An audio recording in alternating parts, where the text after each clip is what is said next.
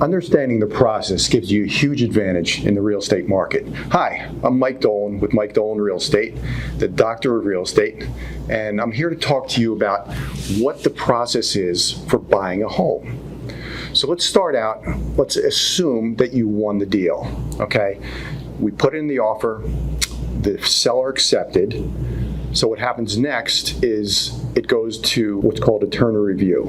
It goes to your attorney and the seller's attorney. It's technically called the Turner review. I know there's some misconceptions around that 3-day Turner review. However, when both attorneys agree on the contract, that's when it technically comes out of a Turner review. Unless no one does anything, then 3 days, this contract stands as is. So going into a Turner review, what's important to know about that? Mainly, the contract is not a legally binding contract at that point, meaning the buyer can back out at any time, the seller can cancel the deal at any time.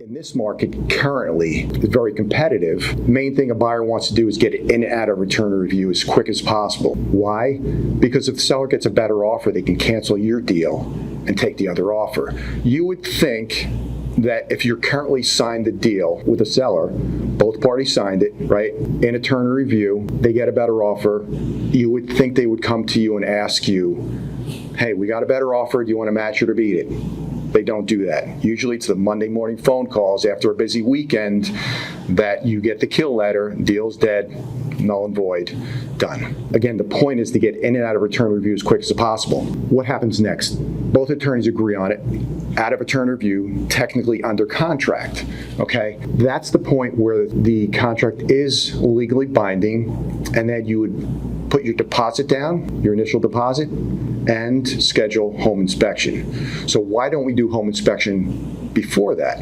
Good question. We don't do it before because, remember, it's not a legally binding contract, so you can do your home inspection while in a Turner review. However, if they get a better offer, the seller, and they cancel your deal, you just spent $700 or whatever on a home inspection for a house you're not going to own. So you just wasted your money. That's why we do it after a Turner review while it's under contract, because it's legally binding. After home inspection, you have a 14-day window, but understand the 14-day window is to both do the home inspection and get the results and whatever requests you have to the seller.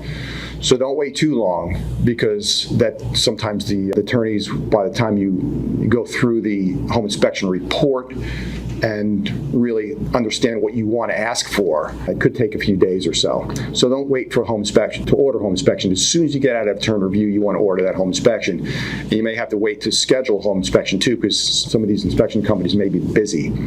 So after the home inspection is done, you work on what you want to ask for. I will tell you this, again, in this current market, it's very competitive. What you don't want to do is have a long laundry list of inspection requests. Anything getting close to 10 is probably too much.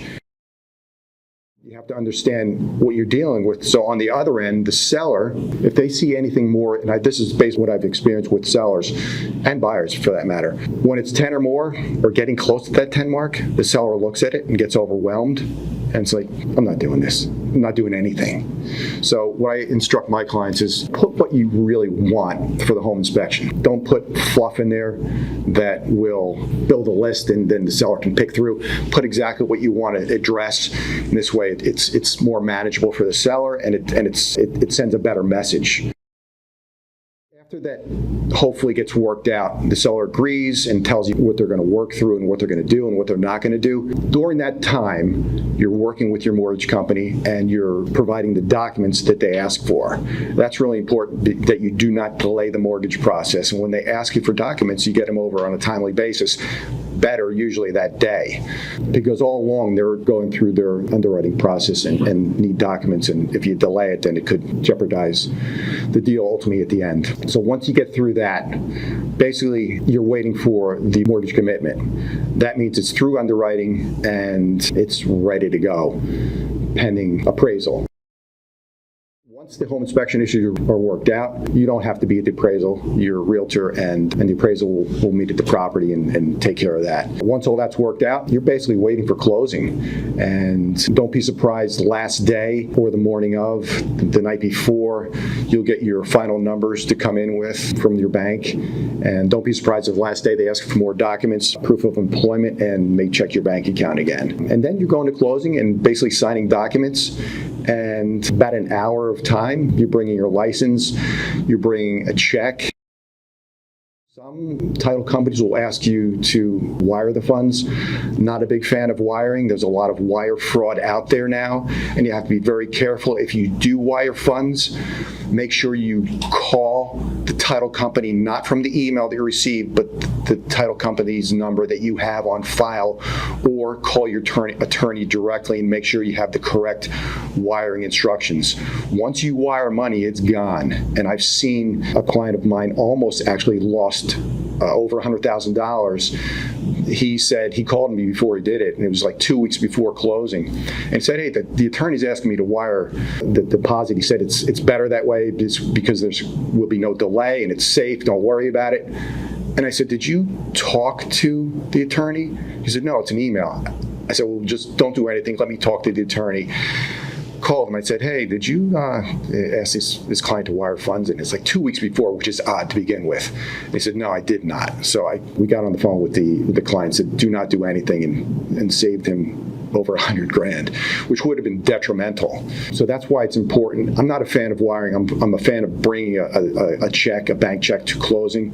So just keep that in mind. I'm Mike Dolan Real Estate with RE/MAX, MD, the Doctor of Real Estate.